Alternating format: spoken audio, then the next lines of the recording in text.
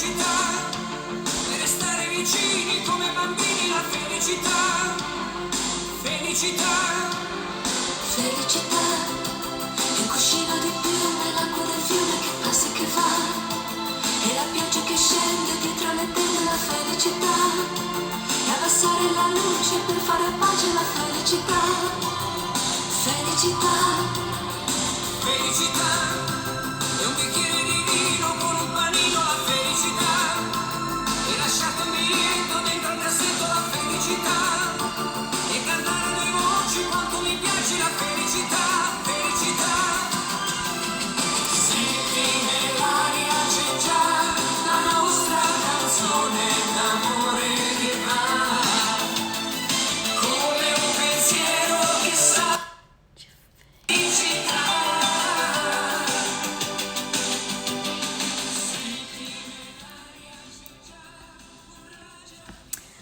Olá! Seja muito bem-vindo, muito bem-vinda a esta live de hoje, segunda-feira, 26 de abril de 2021, a nossa live de segunda às 20 horas. Hoje nós vamos falar deste livro delicioso que nós compartilhamos a leitura aqui no nosso canal da Bela Figura há alguns dias. Seja bem-vindo, Lala. Compartilhe esse vídeo, convida seus amigos, suas amigas. Nós vamos hoje conversar sobre essas 10 lições tão importantes que esse pequeno livro nos deixa como aprendizado, para que nós possamos evoluir ainda mais. Oi! Isso, compartilha! Para que nós possamos crescer ainda mais como seres humanos, como profissionais, porque nós sabemos que o nosso objetivo aqui é evoluir, é sermos melhores do que éramos ontem e ser melhores do que nós fomos hoje, e seguramente ainda não seremos tão bons quanto seremos amanhã. E o objetivo desta live é para nós conversarmos sobre esse livro. Quem acompanhou o canal da Bela Figura aqui no Insta e lá no YouTube também, eu carrego no YouTube, mas eu nem tenho seguidores lá. Quem quiser procurar a Bela Figura, fica à vontade. Eu deixo lá para ficar guardado, né, para ficar para posteridade os vídeos, principalmente das leituras. Mas via de regra, eu uso muito o Instagram para me comunicar com vocês e compartilhar a minha mensagem, que é uma mensagem da Bela Figura, uma mensagem de alguém otimista, de alguém que acredita no potencial de evolução do ser humano e que procura compartilhar o que sabe e aprender com as pessoas também. Então, eu gostaria de começar a nossa live comentando um pouco sobre este livro. Ele foi escrito pelo William H. McEwan. Ele foi um almirante da Marinha Americana, de grande expressão, porque ele atuou 37 anos nessa carreira militar e participou inclusive de operações bem relevantes, né, como a captura do Saddam Hussein, né, terrorista. E esse almirante, ele hoje é reitor na Universidade do Texas. E ele foi convidado há algum tempo atrás, antes de escrever esse livro e antes de ser reitor, para levar um discurso para uma turma de formandos da Universidade do Texas. E ele conta que no início ele ficou um pouco apreensivo por ser militar e achava que talvez pudesse não ser tão bem recebido. Oi, Diego! Aprendizado online, muito bem-vindos. Ele achou que por ele ser militar, talvez ele pudesse não ser tão bem recebido como um orador naquela turma. Enfim, mas nós sabemos que a cultura americana, ela preza e honra muito os seus militares. Os americanos são muito patriotas e eles honram demais os seus heróis militares. E eu tive uma oportunidade ímpar há alguns 3 ou 4 anos de estar em Washington, no aeroporto. Eu tava fazendo eu acho que eu tava fazendo uma conexão, eu não lembro se foi quando eu fiquei em Washington, mas era uma conexão. E teria um evento na cidade para todos os veteranos de guerra. E foi a coisa mais linda, a coisa mais emocionante que eu já vi nos Estados Unidos. Porque as pessoas foram pro aeroporto, crianças com a bandeira americana, idosos, pessoas de todas as idades, esperar aqueles veteranos de guerra chegarem. Então veio um avião especial e aí eles fizeram um corredor assim. E eu me emociono porque eu participei, eu fiquei junto ali. E eles fizeram um corredor, assim, e quando eles desciam, aqueles militares desciam, as pessoas gritavam, ovacionavam aqueles militares, honrando aqueles homens que honram a sua pátria. Então, quem me conhece sabe que eu sou uma apaixonada pela cultura dos Estados Unidos, e uma das razões é essa, por esse senso de patriotismo, por essa bravura que eles têm. E eu tive o prazer, o privilégio de testemunhar esse evento nesse dia no aeroporto de Washington. Então, ele fala, né, que ele ficou meio ressabiado, achando que talvez ele não fosse tão bem recebido pelos alunos, mas ele teve uma surpresa muito agradável, o almirante McHaven, porque o discurso que ele fez nesse dia viralizou na internet e alcançou milhares de pessoas. E ele ficou muito surpreso, porque na realidade o que ele levou para o discurso foram algumas lições que ele houver aprendido durante a sua carreira como na Marinha, né, como oficial da Marinha.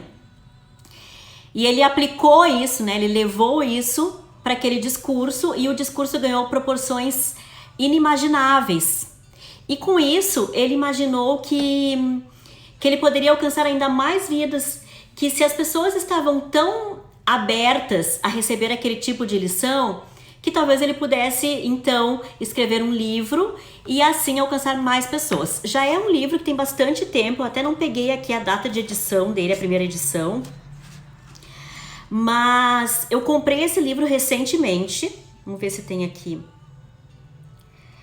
Ele veio para o Brasil em 2019, olha, é de 2017 a primeira edição, e veio para o Brasil, foi traduzido em 2019 pela primeira vez. E eu comprei esse livro mais por curiosidade também, né, pela questão da minha simpatia pela cultura americana e pelo universo militar. E eu não esperava que que seria uma surpresa tão agradável e que a gente pudesse extrair lições tão importantes. E aí eu optei por ler um capítulo por dia aqui na Bela Figura, e tiveram muitas visualizações a cada dia que eu postava um vídeo de 8, 10, 15 minutos, muitas visualizações, as pessoas olhando, interagindo com a leitura, e eu fiquei muito feliz, porque realmente o conteúdo aqui é bastante rico para o nosso crescimento. Então, eu quero compartilhar com vocês o que eu, Luciana, extraí de lições de cada capítulo que eu li. Porque eu comecei a pensar sobre comportamento humano, né? Que tipo de comportamento nós poderíamos encaixar, né? Alinhar com cada lição de cada capítulo. E o primeiro capítulo, ele fala sobre começar o dia executando uma tarefa, que dá o nome ao livro, Arrume a Sua Cama. Mas ele fala muito mais do que arrumar a sua cama, né? Ele fala da importância de nós desenvolvermos hábitos cotidianos saudáveis e que, sim, arrumar a nossa cama pode ser uma tarefa motivadora para que nós possamos, no decorrer do nosso dia, executar outras tarefas.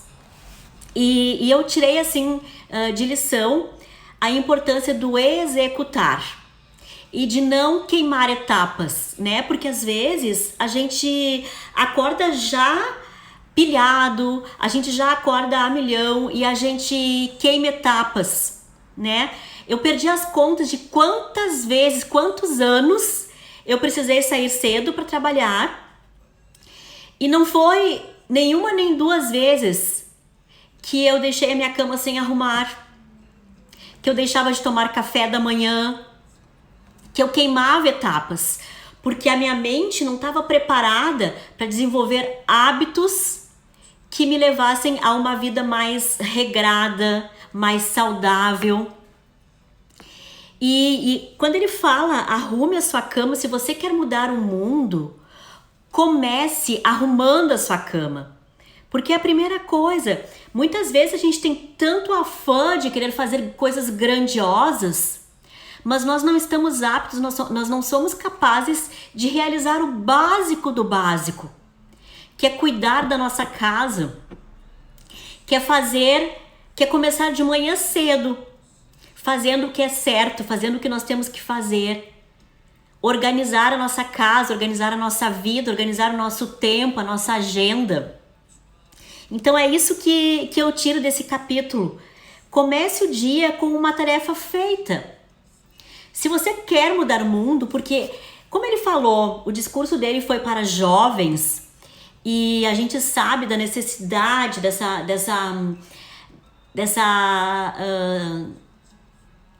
desse comportamento inerente aos jovens de querer mudar o mundo, de ser revolucionário, mas serve para nós também, de outras faixas etárias, né?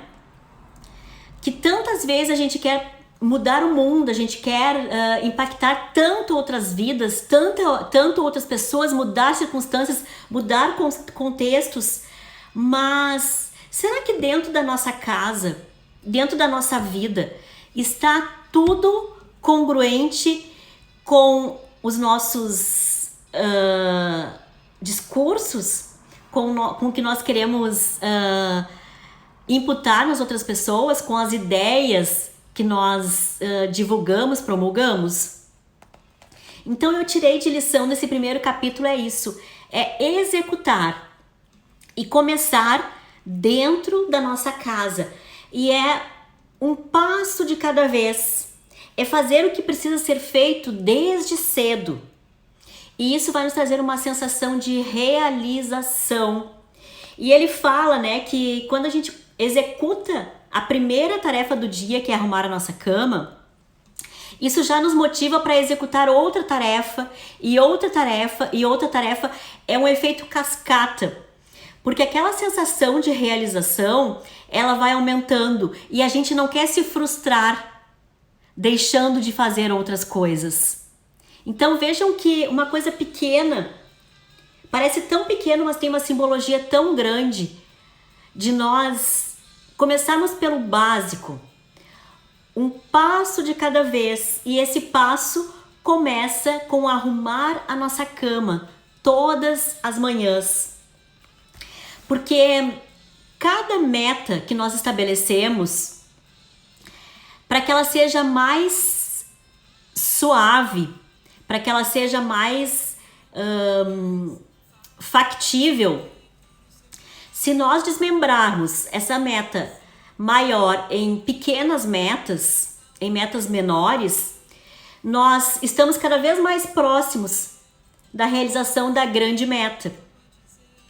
Então, se nós temos a meta de ter um bom dia, de sermos realizadores, de cumprirmos com as nossas agendas, com os nossos propósitos, com os nossos compromissos, que tal nós começarmos com essa primeira tarefinha, que é arrumar a nossa cama?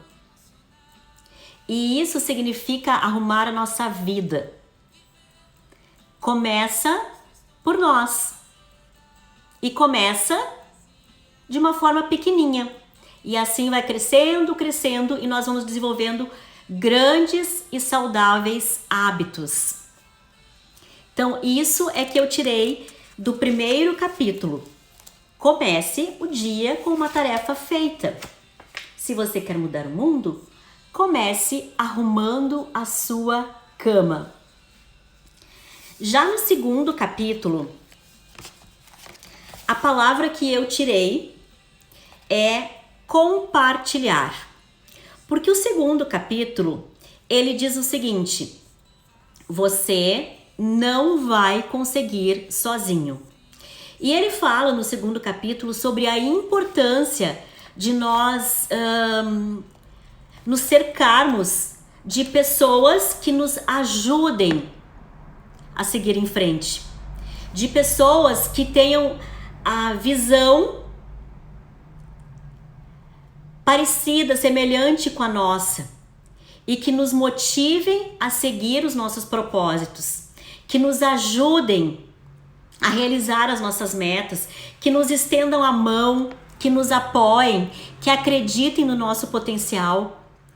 Pessoas que estão sempre dispostas a nos colocar para cima.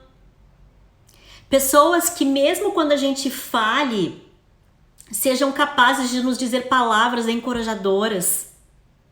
Então ele fala, você não vai conseguir sozinho. E fala sobre a importância da gente se relacionar com pessoas que acrescentem nas nossas vidas. Com pessoas que tenham uma visão de longo alcance e que busquem a sua autorrealização. Porque pessoas que buscam a sua autorrealização, elas conseguem compreender quando o outro também está buscando a autorrealização dele. E pessoas que têm a mente limítrofe, que não conseguem entender como as pessoas crescem, se desenvolvem e buscam a autorrealização, elas tendem a criticar, elas tendem a querer nos puxar para baixo. Então, quando ele fala isso, você não vai conseguir sozinho, ele nos incentiva a nos cercarmos de pessoas amigas, a nos cercarmos de pessoas cúmplices do bem, que nos ajudem. Existem especialistas que dizem inclusive, que nós precisamos ter guardiões que nos ajudem a não desistir. Porque às vezes nós temos metas grandiosas para as nossas vidas, né? E a gente sozinha não consegue. Porque a gente já falou, né, sobre as sabotagens que acontecem no nosso cérebro, que tendem sempre a nos fazer desistir.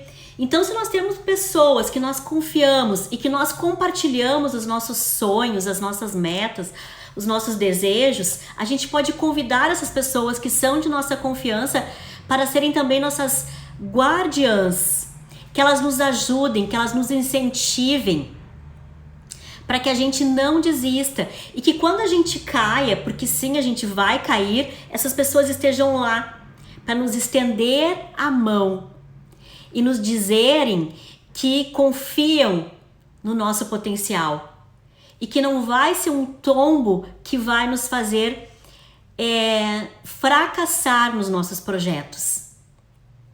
Então ele fala sobre isso, você não vai conseguir sozinho. Se você quer mudar o mundo, encontre alguém que o ajude a remar. E muitas vezes isso perpassa somente por pessoas que te digam palavras encorajadoras, que demonstrem que acreditam em ti. Então cerque-se de pessoas que puxem você para cima. E evitem pessoas que não deem crédito para o que você diz e faz. Pessoas que são negativas. Pessoas que estão sempre dispostas a encontrar problemas para soluções. Porque vocês sabem, tem pessoas que nunca estão dispostas a encontrar soluções para os problemas. É o contrário. Elas estão dispostas a encontrar problemas para soluções. E quanto mais nós evitarmos a convivência íntima com esse tipo de pessoa, mais saúde emocional nós teremos, mais condições de evoluir nós teremos. Então, por isso que ele fala da importância de nós nos cercarmos de pessoas boas. Pessoas que olhem para o mesmo horizonte que a gente. E isso vai nos fazer ficar mais fortes. Principalmente quando a gente cair, quando a gente titubear, quando a gente duvidar do nosso potencial, porque nós somos humanos e é natural que aconteça isso. Então essa foi a segunda lição que eu tirei deste livro e eu achei incrível. E com relação às pessoas que a gente escolhe para conviver, para dividir a intimidade com a gente, porque nem sempre a gente consegue evitar as pessoas que não nos incentivam. Mas a gente pode escolher as que vão conviver com a nossa intimidade. E essas, que serão as nossas guardiãs, a gente pode dar autonomia, autoridade, para que elas nos façam críticas construtivas. E pensar sobre o que elas que nos conhecem, que acreditam no nosso potencial, estão sinalizando. Então vejam a importância da gente não caminhar sozinho, da gente buscar apoio nas pessoas que podem nos fazer crescer. Foi essa a lição que eu tirei do segundo capítulo, de que nós não teremos nenhum tipo de sucesso nas nossas vidas e nenhuma área das nossas vidas se nós não soubermos compartilhar com outras pessoas. O terceiro capítulo, a palavra que eu tiro é grandeza. Fala sobre a grandeza de alma, sobre pessoas que têm uma grandeza de caráter, pessoas que inspiram. Ele fala assim, que tudo o que importa é o tamanho do coração. E quem acompanhou a história, ele conta, né, que ele chegou lá na base do SEAL, lá em San Diego, e que ele viu um homem com uma estatura menor, que parecia muito franzininho, olhando as fotos nas paredes, né, daquela instituição, e que ele pensou que até se indignou assim, que será que iludiram esse homem de que ele pode ser um homem rã, que é como eles chamam os marinheiros? Ele parece tão fraco, ele parece tão franzininho. E aí, quando ele foi chamado, quando ele foi recebido lá por aquela pessoa, por aquele comandante naquele quartel lá, logo em seguida, aquele comandante chamou aquele homem que estava no corredor e apresentou aquele homem como sendo já um oficial que tinha recebido várias honrarias, que tinha se arriscado mais de uma vez para salvar soldados nos campos de guerra. E ele fala que ele aprendeu essa lição de não julgar a pessoa pela aparência. Porque a gente tem, eu sofro muito disso, né? Porque eu sou baixinha, pequenininha e tal, então assim, sofria mais, mas eu lembro assim, quando eu trabalhava, principalmente no ambiente corporativo, tinha aquela necessidade de usar um saltão, porque eu era baixinha, e eu mesma imputava em mim assim uma certa, não vou dizer inferioridade, mas uma certa necessidade de parecer um pouco maior, porque parece que assim eu seria mais respeitada. Mas na realidade, não é a nossa estatura, não é a cor da nossa pele, não é o nosso cabelo, não é quanto que a gente pesa que importa. O que importa é o que nós temos capacidade para fazer, para realizar. O que importa é o quanto nós inspiramos as pessoas. O que importa é quanto nós temos de caráter para sermos congruentes com o que nós dizemos e com o que nós fazemos. Porque é isso que vai nos fazer grandiosos. É isso que vai nos fazer crescer, evoluir, inspirar outras pessoas.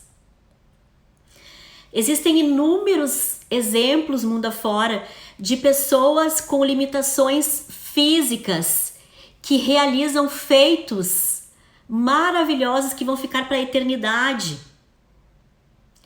E a gente ainda se preocupa em julgar apenas pelo primeiro olhar. E isso foi uma lição que eu aprendi ao longo da minha vida. Assim, há muito tempo fui desenvolvendo, né, ao longo desse processo evolutivo de eu não concordo com aquele ditado que diz que a primeira impressão é que fica. Não é a primeira impressão que fica. Se você tiver a oportunidade de ter outras impressões, são as outras impressões que vão ajudar você a entender melhor as pessoas. Então, eu já perdi as contas de quantas vezes eu quebrei a cara, né? Porque com aquela mente limítrofe de pensar assim, não gostei dessa pessoa só de olhar. E aí eu tenho a oportunidade de conviver, de conhecê-la, de conhecer a sua história. E aí eu vejo que é uma pessoa extraordinária. E fico com vergonha de mim mesma por ter julgado antes de ter dado a oportunidade da pessoa se mostrar. Da pessoa mostrar como ela é. Então, por isso que ele fala, tudo que importa é o tamanho do coração. Se você quer mudar o mundo, avalie as pessoas pelo que elas têm no coração. E você só vai poder avaliar o que elas têm no coração se você der oportunidade para isso. Se você permitir que elas mostrem o seu coração. Então a grandeza das pessoas está nessa habilidade de inspirar, de evoluir, de não desistir, de ser um protagonista da sua história. Pode ter 1,5 metro de altura, como eu tenho, e pode ter 1,90 m de altura. Não importa. O que importa é o que nós mostramos de dentro do nosso coração para fora. Então, lindíssimo esse capítulo, que fala sobre a grandeza humana.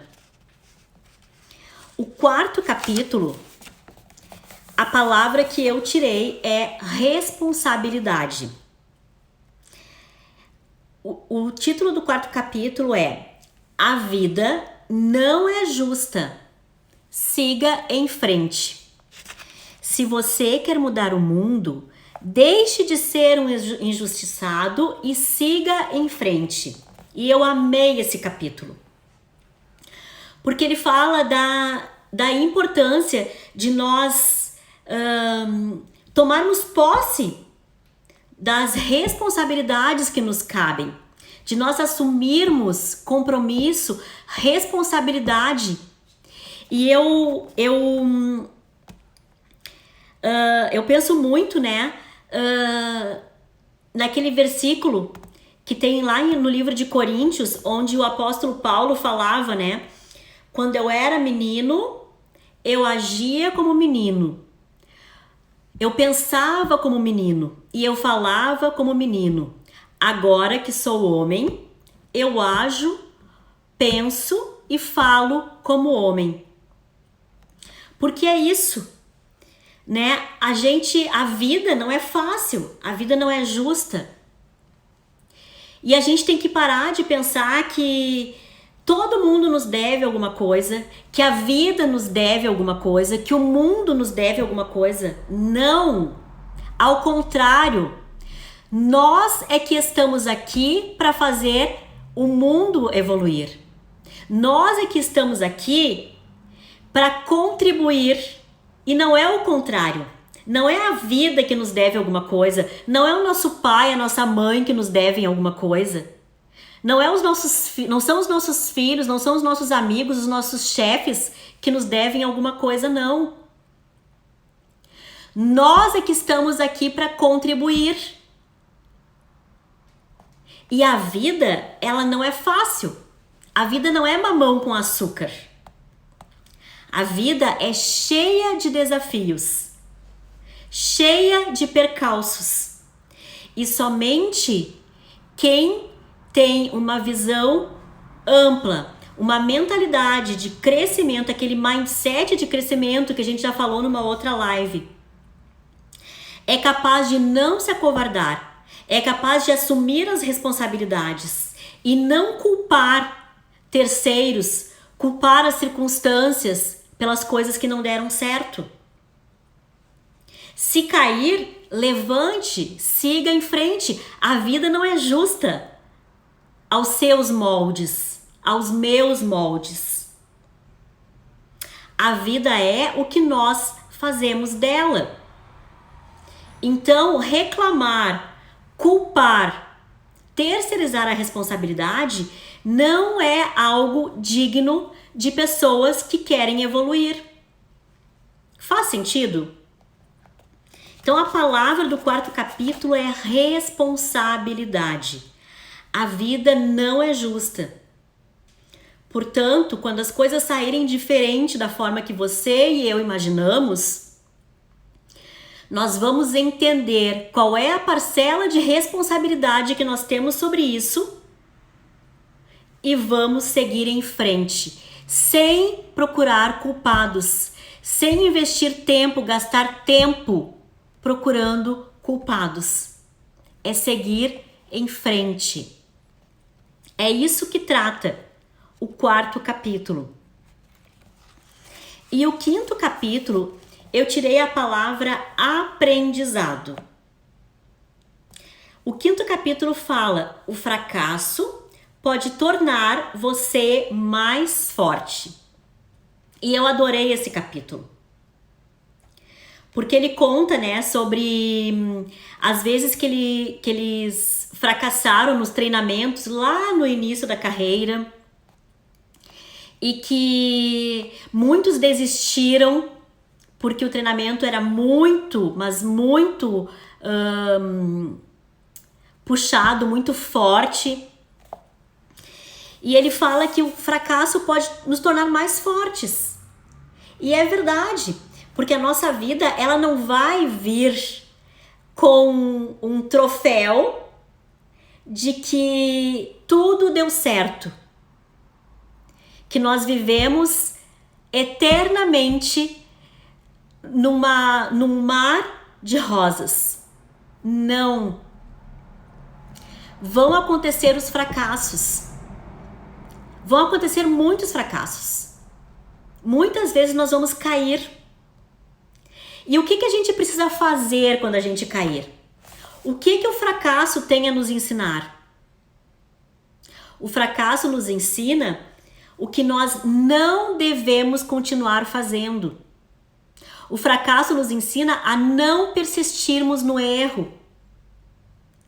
E o fracasso nos ensina a nos tornarmos mais fortes.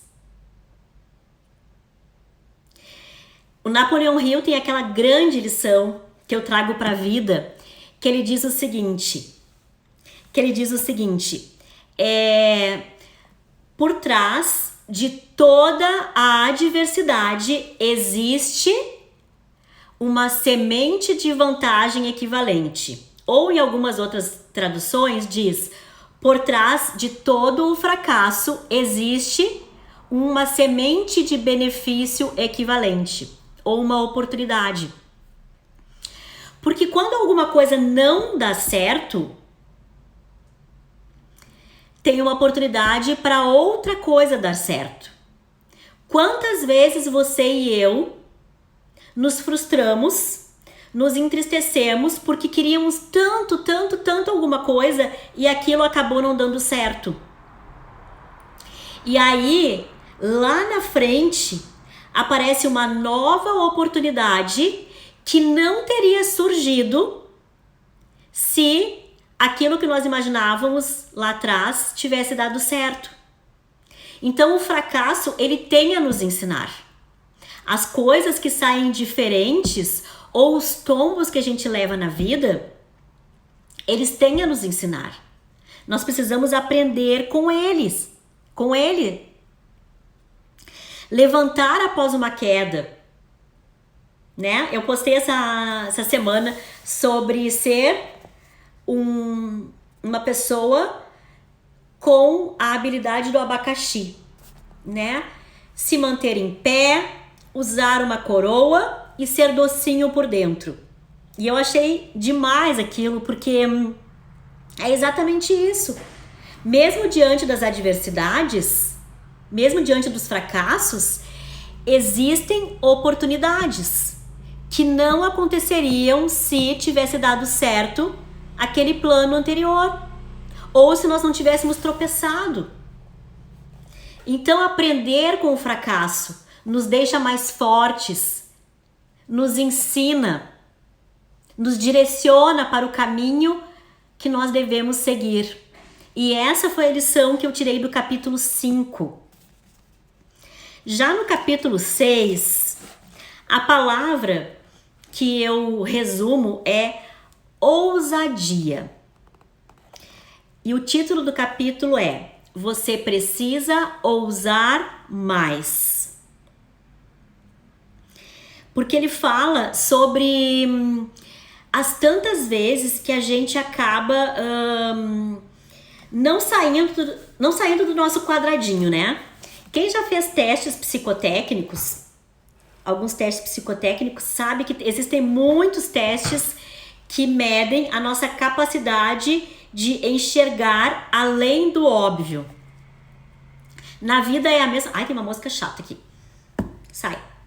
Na vida é a mesma coisa. Se nós... Mosquitinho, não. Se nós não ousarmos olhar além do óbvio e também quebrar padrões que nos limitam, a gente nunca vai saber até onde nós podemos ir. E aí ele fala sobre isso, né? Se você quer mudar o mundo, atire-se de cabeça no obstáculo. Se tem um obstáculo, enfrente, seja ousado, rompa com padrões que não estão levando você a lugar nenhum. Ouse mais. Vamos olhar para além do óbvio. Porque muitas vezes, se a gente se limitar a olhar apenas para o óbvio, a dar luz apenas para o que o nosso cérebro está tentando nos fazer acreditar, a gente nunca vai saber onde nós seríamos capazes de chegar. E eu falo isso porque os nossos autossabotadores são peritos em nos amedrontarem, em querer nos mostrar que nós não somos capazes de ir além, que existe um limite e que nós não devemos ultrapassar aqueles limites. Mas se nós tivermos a ousadia de arriscar com inteligência, de calcular os riscos e ousar um pouco mais, nós vamos saber até onde somos capazes de chegar. Então, por isso que ele fala da importância de ousar um pouco mais, de não nos mantermos no nosso quadradinho, com medo de tudo, achando que o nosso limite é tão pequeno e que a gente não tem capacidade para ir além, ou que as nossas condições nos limitam e que nós precisamos ficar restritos a essas condições. A partir do momento que nós abrimos a nossa visão para ousar mais, nós começamos a expandir as condições. Não é o contrário. Nós não temos que esperar as condições melhorarem para que a gente possa então expandir os nossos limites e aí fazer mais, né? Há aquele ditado que diz que a fé é você colocar os pés e depois Deus coloca o chão. Você coloca os pés e Deus coloca o chão. Isso é ousadia. Então, ouse mais. Acredite mais no seu potencial, na sua capacidade. Não dê ouvidos para esses sabotadores que ficam na sua mente dizendo não arrisca não, tu não pode fazer isso, não, tu não tem capacidade. Porque se alguém fez, você também é capaz de fazer. Não foi o Walt Disney que disse que se você é capaz de sonhar, você é capaz de realizar? Mas só realiza quem tem a ousadia de acreditar e colocar em prática. E não se limitar ao campo dos sonhos e dizer, eu tinha um sonho de fazer alguma coisa, mas isso não é para mim. Não é assim que os vencedores se comportam.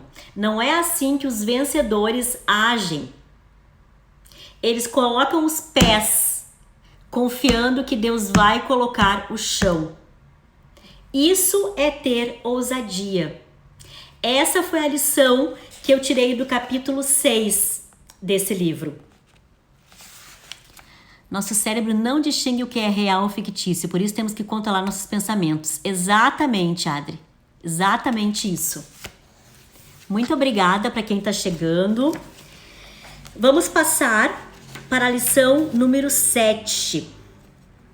Lição número 7. A palavra que eu tiro de resumo do capítulo 7 é bravura.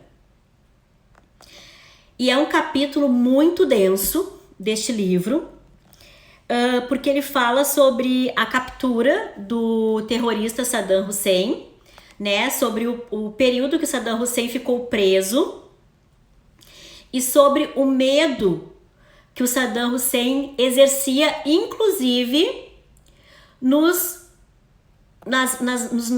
novos líderes lá do país dele, da nação dele. Então eles capturaram Saddam Hussein, ele ficou preso numa prisão americana e depois ele foi entregue, né? Ele foi morto, né? Mas ele ficou 1 ano preso. E aí o autor do livro, o William McHavin, almirante, ele conta que quando ele era comandante, ele foi comandante dessa operação, e ele conta que ele visitava o Saddam Hussein, e ele falou até sobre a questão da organização, né? Que ele disse assim que a gente começa a pensar e analisar as mentalidades das pessoas, os comportamentos, né? Porque ele diz assim que ele aprendeu e ensinou para os filhos dele a importância de arrumar a sua cama. Um exemplo. De manter o seu ambiente organizado. E aí teve um determinado trecho do livro que ele fala que ele entrou para visitar o Saddam Hussein e ele reparou que o Saddam Hussein nunca arrumava a sua cama. E ele ficava preso numa cela, provavelmente com uma cama e não tinha nada além disso.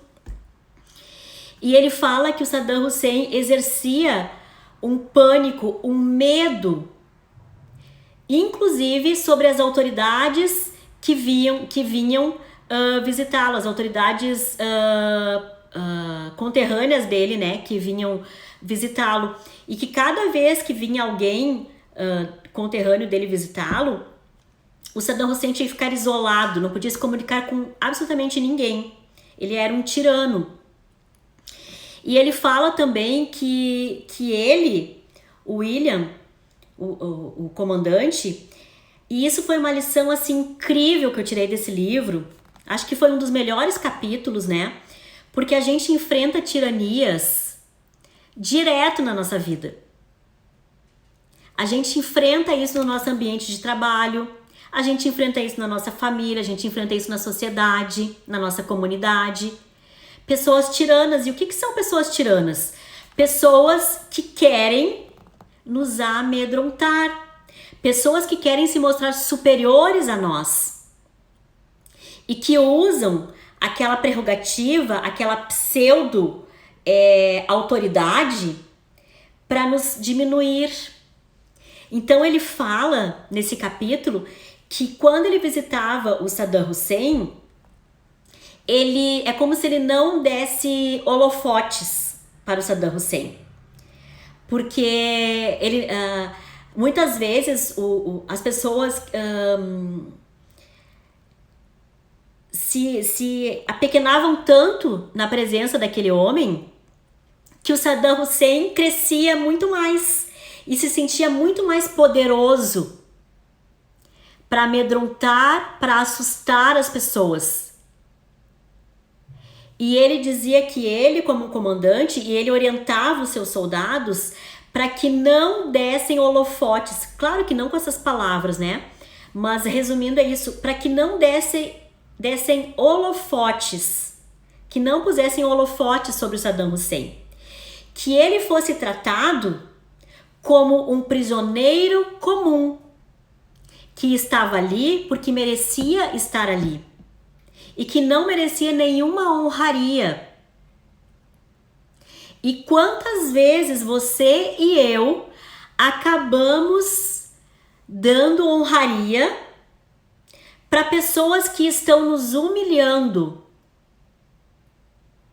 Quantas vezes nós acabamos nos apequenando, e quando a gente se apequena, quando a gente demonstra que a gente tem medo, pânico desse tipo de pessoa, a gente está honrando esta pessoa, porque é exatamente isso que ela espera da gente, que a gente se acovarde, que a gente sinta medo, que a gente fique pequenos, e aí essas pessoas crescem.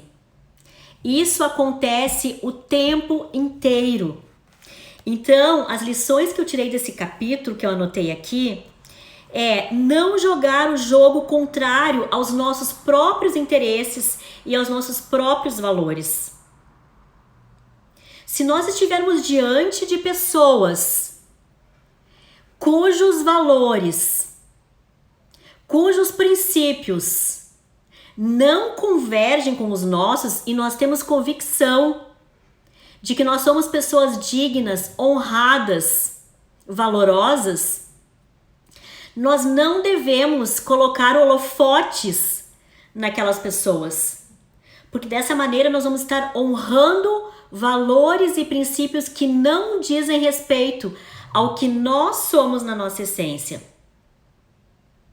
Então é muito importante nós pensarmos sobre como nós estamos nos posicionando diante de pessoas que expressam claramente valores e princípios que não conversam com os nossos valores e princípios. Essa foi a lição que eu tiro, é bravura. É você não dar honra a quem não merece honra. E é você honrar quem merece ser honrado, admirar quem merece ser admirado. e não se acovardar, não se apequenar diante dos tiranos, diante das pessoas que se julgam superiores, sejam porque tem uma questão hierárquica, seja por soberba. Não. Se posicione com o valor que você tem. Você e eu precisamos nos posicionar com o valor que nós temos. É assim que a gente lida com tiranos. É assim que a gente lida com pessoas que pensam que têm autoridade para nos diminuírem, para nos humilharem. Não é dando ibope a elas, não é concordando com elas, não é colocando holofote nelas, é tratando-as com a mesma frieza com que elas nos tratam. Entendem? Eu anotei aqui, o posicionamento sempre vai delinear os limites entre o aceitável e o abominável. Toda vez que nós estivermos diante de pessoas com comportamentos que nós não concordamos e que nós simplesmente nos calarmos, que nós simplesmente concordarmos, nós vamos estar abrindo as nossas defesas. E desta maneira, nós vamos sim ser atingidos. É como uma lei da selva, onde os animais selvagens capturam e se alimentam dos animais indefesos. Então nós precisamos escolher se nós vamos ser um leão, se nós vamos lutar como leões, ou se nós vamos nos acovardar como gazelas. Sei lá se as gazelas se acovardam, mas pensei agora sobre a fragilidade das gazelas. Então é isso, é bravura, precisamos ter bravura. Isso é o que eu aprendi com o capítulo 7. No capítulo 8, a palavra, a expressão que eu tirei foi bom senso. O capítulo fala: mostre-se à altura da ocasião. Se você quer mudar o mundo, dê o seu melhor nos momentos mais sombrios. E nesse capítulo ele conta sobre os soldados abatidos na guerra, né? Sobre a reverência que se deve ter com a dor das demais pessoas, como se comportar, saber se portar, saber o que falar, saber como agir diante das circunstâncias. E eu anotei aqui, para não esquecer, sobre a diferença, né? Sobre que ser autêntico, porque tem muitas pessoas que dizem assim: eu sou o que sou, gostem de mim como eu sou, porque eu sou autêntico. Ser autêntico é diferente de ser sem noção. E a pessoa sem noção, ela não sabe como se comportar. Ela não sabe transitar entre os diversos cenários. Ela não sabe que existem momentos que nós precisamos nos portar de uma maneira diferente daqueles momentos informais que nós estamos habituados dentro da nossa autenticidade. Então, por isso que ele fala, mostre-se à altura da ocasião. Se você quer mudar o mundo, dê o seu melhor até nos momentos mais sombrios. Se posicione como tal. E eu lembro, quando eu era mais jovem, bem mais jovem, eu sempre tinha muito dificuldade. Aliás, dificuldade não. Eu não ia a funerais. E eu tinha medo. Eu não ia. Eu tinha medo de encontrar com aquela pessoa morta. Então eu fazia de tudo para fugir. Porque eu era covarde. Porque eu tinha medo de um corpo dentro de um caixão. E que eu não sabia exercitar a empatia, porque eu não sabia que quando eu participava de um ato fúnebre, de um familiar, de alguém querido que merecia a minha presença e o meu respeito, eu estava demonstrando solidariedade, empatia. E aí eu deixava um medo infundado tomar conta de mim. E eu não participava. Eu não levava o meu abraço de solidariedade porque eu tinha medo. Porque eu tinha medo. E quando eu li esse capítulo, ele tocou muito forte no meu coração. Porque, graças a Deus, eu fui crescendo como ser humano. E eu fui entendendo que sempre que possível, eu preciso oferecer o meu abraço naquele momento de dor daquela pessoa. Porque é importante me solidarizar. Mostrar que eu sei me comportar. Mostrar que não é só nas horas boas que eu estou ali para aquela pessoa. Principalmente nas horas que ela está sentindo dor, eu estou ali para aquela pessoa.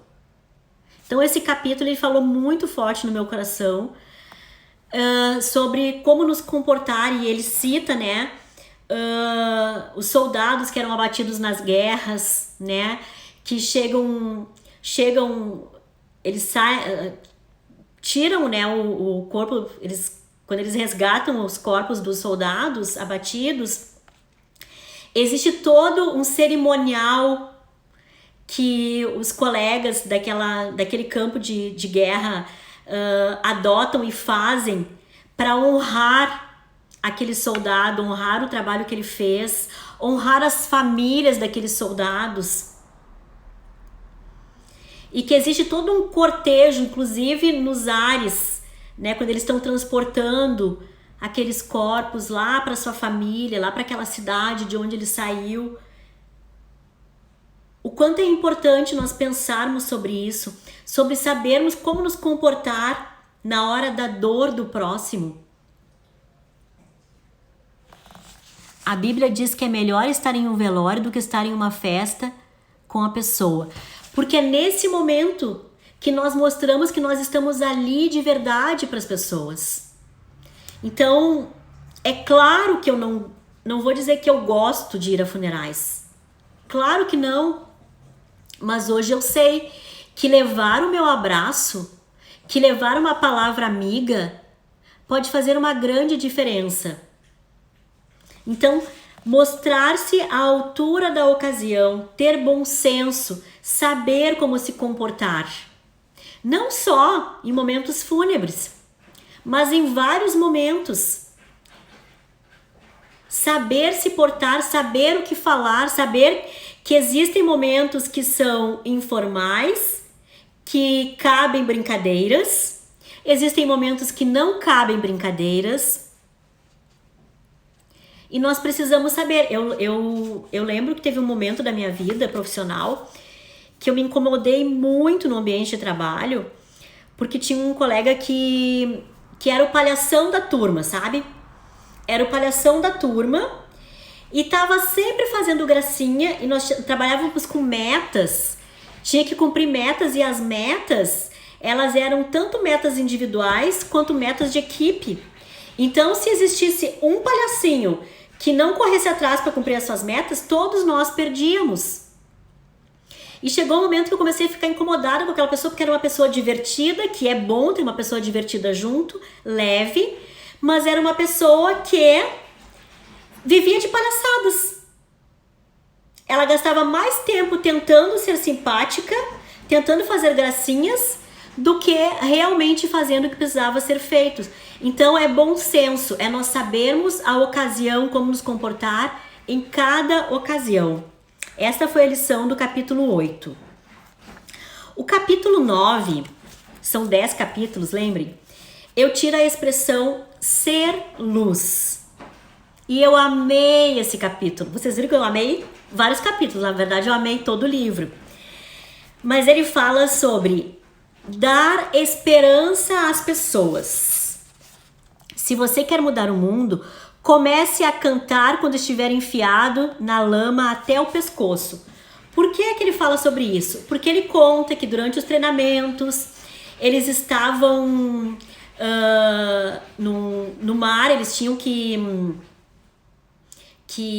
eles estavam numa operação lá de treinamento e que eles estavam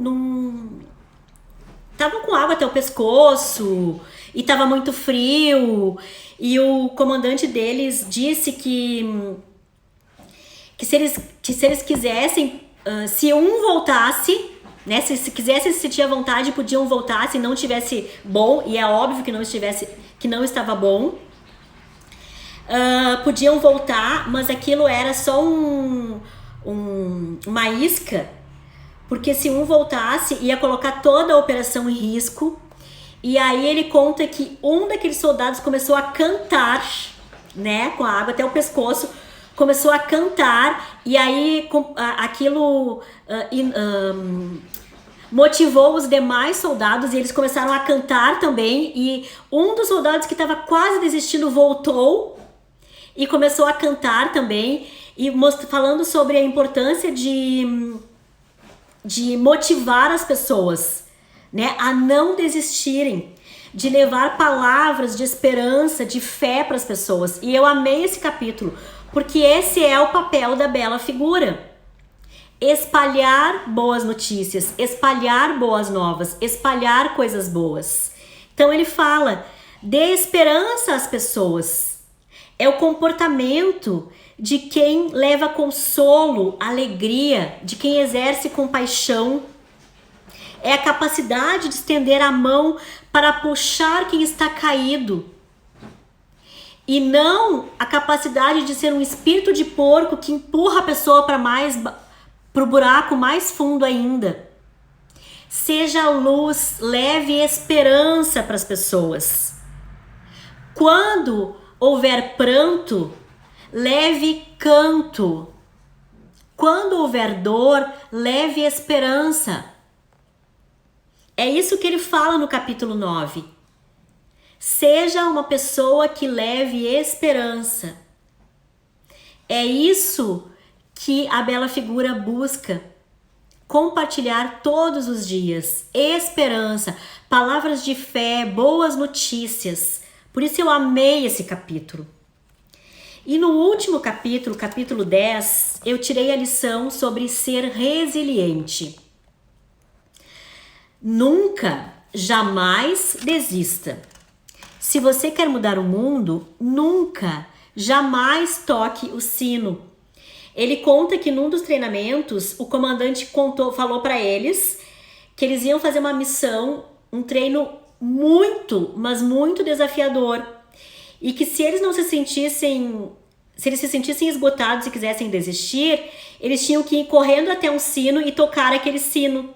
Bastava tocar 3 vezes que a missão seria abortada. Mas não era isso que se esperava daqueles homens que estavam sendo treinados para serem marinheiros. Então ele fala, nunca, jamais desista. Que é a capacidade de reconhecer o que nos limita. A capacidade de superar o que nos limita e de não desistir. Porque se tiver um obstáculo na nossa frente e nós entendermos que aquele obstáculo está dizendo para nós não seguirmos em frente, nós jamais vamos saber o que tem lá na frente. Não desista perante os obstáculos. Tenha a capacidade de compreender a vida e conduzi-la com maestria em direção ao que você deseja. Pague o preço. Aprenda com os erros e desfrute dos ganhos que você terá. Não desista. Então esse capítulo ele fala sobre resiliência. Não vamos tocar o sino, simplesmente decretar que desistimos, que não somos capazes e que os obstáculos foram maiores do que nós.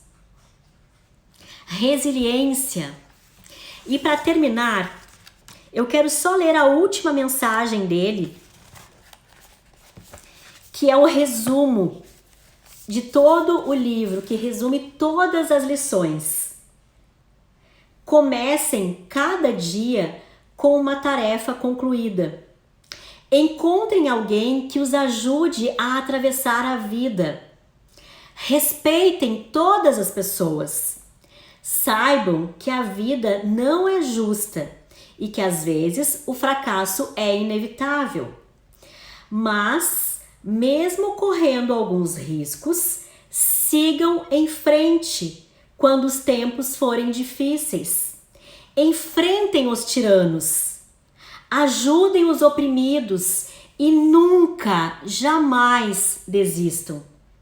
Se fizerem tudo isso, as próximas gerações viverão num mundo muito melhor. E o que começou aqui irá, de fato, mudar o mundo. Assim termina o livro Arrume a Sua Cama. Eu espero que vocês tenham gostado. Professora Antena, abração, muito obrigada pela presença. Lucas, obrigada.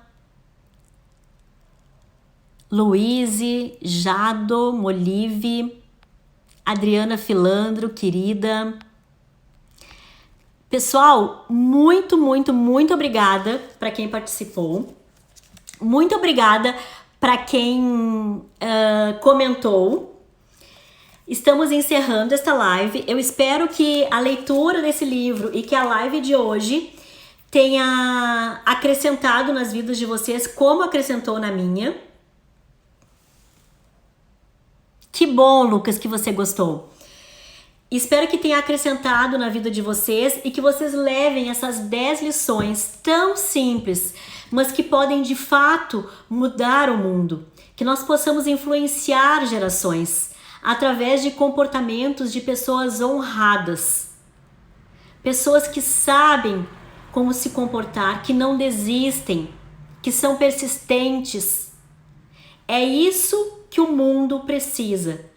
Pessoas que coloquem em prática os bons discursos que defendem e que não se deixam acovardar diante dos tiranos e nem diante dos obstáculos. Um bacione a tutti e mais uma vez, muito obrigada pela presença.